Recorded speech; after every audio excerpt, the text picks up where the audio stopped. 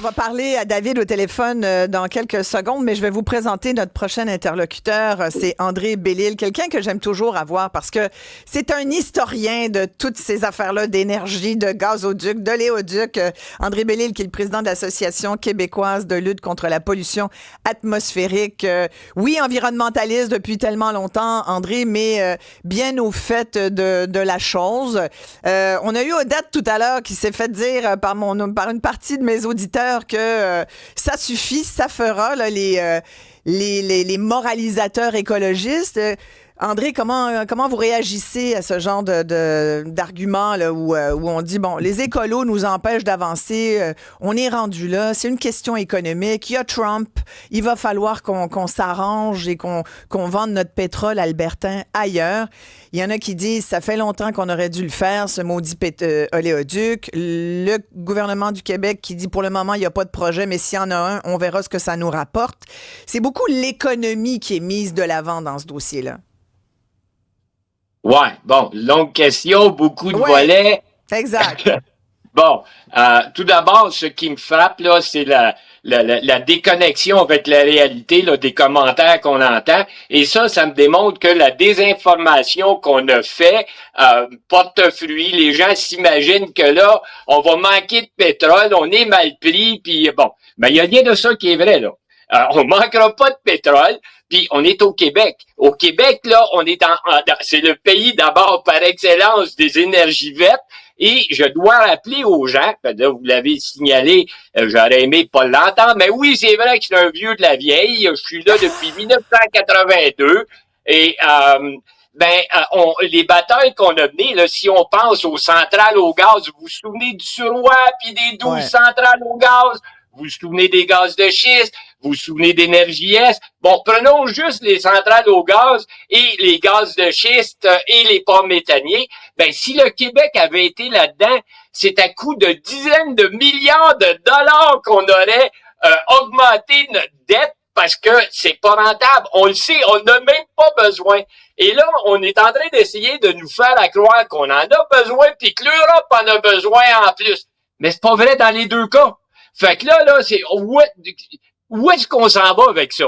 Puis là, ces discussions-là ont lieu entre premiers ministres en plein milieu des pires feux de feux de forêt et de broussailles de l'histoire du Canada. Puis c'est il faudrait peut-être penser au réchauffement de la planète, mais on n'a pas le temps. Mais c'est ça la réalité, là. Ouais. Il y a Guy qui pose la question, est-ce que ça va nous permettre de payer notre essence moins cher? Guy, qu'on salue de l'Abitibi. Ben, ça, c'est une autre question. Tantôt, Normand Mousseau parlait du pipeline Trans Mountain qui, au départ, devait nous coûter 4 milliards 500 millions. Et là, on a arrêté le compteur après 30 milliards. Ouais. Et là, on dit, est-ce que ça va baisser le prix? Est-ce que ça va baisser le prix à la pompe? Ben, c'est pas à la pompe, faut regarder ça, là. C'est que, globalement, là, on vient d'ajouter des dizaines de milliards de dollars en déficit. Puis, on voudrait continuer. Mais bon, revenons à la logique, là. Ceux qui pensent que la pensée écologique nous retarde, ben c'est exactement le contraire. Hein. Ce qui est arrivé, c'est que non seulement on a empêché des choses absolument absurdes comme la production de gaz de schiste, la combustion de gaz produit de l'électricité au Québec, mais en faisant ce qu'il faut pour le développement des énergies propres au Québec. Prenons par exemple la baie James. C'est ça qui est bon pour l'économie du Québec. On l'a vu. Les énergies propres au Québec ont fait que le Québec est indépendant. L'économie du Québec est plus stable, plus solide que les autres. Mais c'est comme on a oublié ça. Je sais pas où ils sont rendus, les jeunes de la génération d'aujourd'hui. Mais ces choses-là sont des faits connus et il faudrait s'en rappeler. Ouais. On a David au téléphone. Bonjour David, vous écoutez notre conversation. Vous êtes de quel côté, vous, pour ou contre l'idée d'un nouveau pipeline? David, vous êtes là? Oui, bonjour. On vous écoute, David. En fait, moi, je suis totalement contre. Oui. Première des choses. Faut savoir, tu sais, que le Québec est quand même la deuxième plus grosse place d'hydroélectricité au monde après le Japon. produire un pipeline pour reprendre votre chat GPT en fin d'émission de M. Dumont juste avant vous, ça prendrait 5 à 10 ans. Ouais. On est en train de se battre en amont contre quelqu'un qui il sera plus au pouvoir dans 3 ans et demi. En fait, on va tout faire ça pour, oui, Donald Trump, ça fait peur à l'économie, je comprends, mais on est quand même une province qui est fort en hydroélectricité. On veut électrifier, on s'en va là en 2035, pour promouvoir l'économie de l'Alberta. Je peux pas leur en vouloir, je peux comprendre qu'eux veulent faire de l'argent, mais c'est à notre détriment à nous. Pour une solution dans 10 ans, effectivement, peut-être qu'il y a 25 ans, ça aurait pu être fait, et aujourd'hui, on aurait des effets bénéfiques, mais on n'est plus là. Puis on s'en va vers l'énergie propre, puis c'est ça l'important, je pense, pour nous, pour notre futur, pour nos enfants. Ouais. Merci beaucoup, David, de votre opinion. Il y a Gaétan qui m'écrit et puis qui me dit, là, on n'arrête pas de nous dire on s'en va vers l'électrique. Il dit, lui, il vient de changer de véhicule. Il dit, premièrement, le prix, ça n'a pas de bon sens, des véhicules électriques. Deuxièmement, je demeure en appartement, puis dans mon coin, il y a juste 2 bornes. Alors, on se le plug où, le véhicule électrique? Pose comme question Gaétan. C'est un bon point, effectivement. On a Ange-Claude au téléphone, je crois, qui est avec nous. Bonjour, Ange-Claude. Bonjour, Madame Maréchal. Bravo pour cette émission très passionnante. Merci. Ben oui, ça enflamme les passions, c'est sûr. C'est ça qui est intéressant. Ça enflamme, mais moi, exactement. Mais en fait, j'écoutais, puis je suis noir, et puis il y avait de la peau qui me sortait quasiment des os. C'est comme, mais voyons donc, la question d'énergie, là, moi, les gens qui sont pro-environnementaux, et on l'est tous au Québec, by the way, c'est pas une question de gauche ou de droite ou de centre ou de telle politique. Non, on est tous au Québec très au fait avec la question environnementale. C'est pas la même chose qu'aux États-Unis, c'est pas la même chose qu'ailleurs. Moi, j'ai gradué en génie électrique, donc je sais de quoi à peu près je parle. Ouais. Et honnêtement, pour avoir vécu dans un pays comme le Congo, où les jeunes à 5 ans, 6 ans vont creuser pour que nous, on puisse avoir ces minerais de qualité pour bâtir nos cellulaires, nos voitures électriques et autres, on va pas quand c'est pas dans notre cours, c'est toujours vert, hein, n'est-ce pas? Mais et pourtant, c'est pas si vert que ça. Il n'y a pas aucune énergie, qu'elle soit hydroélectrique, qu'elle soit peu importe, il n'y a pas d'énergie verte. Ouais. Il y en a pas parce que ici on a nos autochtones, on inonde leurs terres, on inonde les terres québécoises pour aussi faire des barrages. Donc, on peut pas me parler de l'énergie verte. Donc, la question est beaucoup plus large que ça, mais par contre, moi, je suis très d'accord avec ce que les premiers ministres sont en train de réfléchir dessus. On verra ce que ça va donner comme résultat. Mais vous pouvez pas m'expliquer qu'amener le pétrole brut du Canada aux États-Unis, le raffiner, le ramener ici, est beaucoup plus intelligent. C'est loin d'être plus intelligent. Et présentement, nos hôpitaux sont en train de tomber. Je travaille dans les milieux hospitaliers, là, je peux vous en parler longtemps. Ils sont en train de tomber en miettes. Les écoles, c'est la moisissure partout. Mais on va trouver l'argent où si on n'exploite pas nos propres ressources naturelles, Madame Maréchal. Je comprends. Ben, je comprends, c'est tous des bons arguments.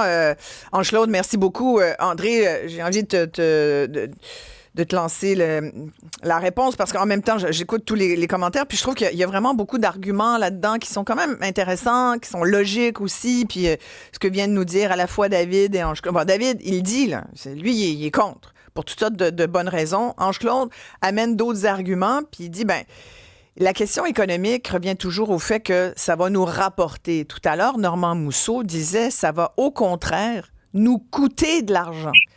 Ça, c'est un argument qu'il devrait être beaucoup plus mis de l'avant par les écologistes comme toi, par exemple.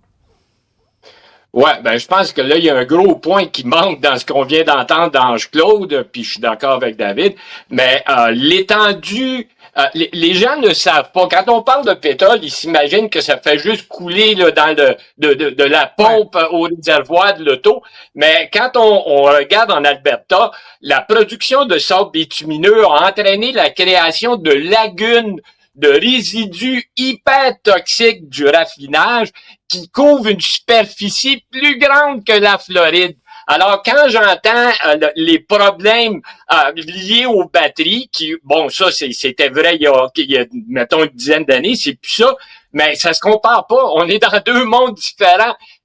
Juste en termes de superficie, c'est 1000 10 000 fois plus gros. Les lagunes en Alberta, puis il y en a au Dakota, il y en a en Saskatchewan. Donc ça, c'est pas une avenue du tout. Les énergies vertes, si on pense au soleil, si on pense au vent, si on pense à la pluie, à l'eau, ça cause pas ces problèmes-là. Alors, c'est faux de dire que là, toutes les énergies sont comparables et sont aussi dommageables. C'est pas vrai du tout.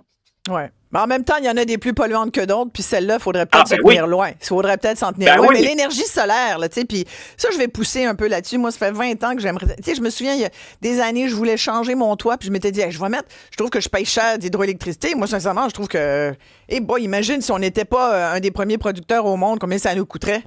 Je trouve que ça nous coûte cher. Puis ça a l'air qu'on paye pas le vrai prix en plus, qu'on est avantagé, qu'on nous dit tout le temps des qu'on chiale. Mais je me disais, pourquoi pas des panneaux solaires, tu sais, même l'été, je veux dire, l'été, c'est évident. Bon, là, vous allez me dire, en ce moment, t'aurais de la misère. Ouais, mais il y a quand même des rayons du soleil. Il y a quand même l'énergie solaire. T'as pas besoin qu'il fasse canicule du soleil du matin au soir.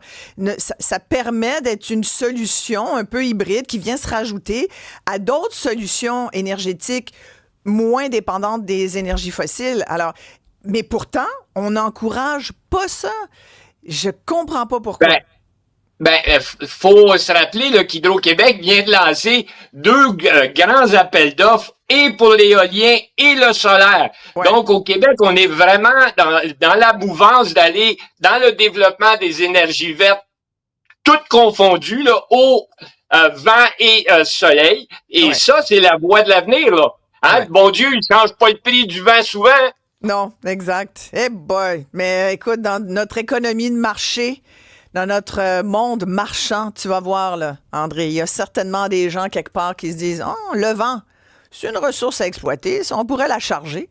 Dans le fond, les liens, mais on peut se l'approprier puis être propriétaire. Hein? Ici, à Brampton, on est copropriétaire d'un parc éolien, puis justement, on voit à de la protection de l'environnement, mais au contrôle de tout, y compris des coûts.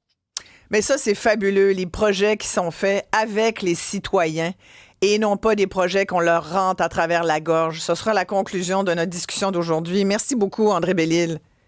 C'est un plaisir. Bonne journée. Merci. André Bellil, président de l'Association québécoise de lutte contre la pollution atmosphérique. Ça, c'est intéressant, sincèrement. Les projets citoyens, là. Les citoyens ne sont pas toujours contre. Des fois, ils fonctionnent. Il faut juste leur demander leur avis. Je pense qu'il y a des choses qui sont acceptables et d'autres qui le sont moins. Parce qu'une chose qu'on ne veut pas, c'est se faire passer un pipeline alors qu'on le souhaiterait pas. Le Québec va se faire passer un pipeline. On va nous avoir sur toute la ligne. Le pétrole coule dans nos veines. Résister, ça vaut pas la peine.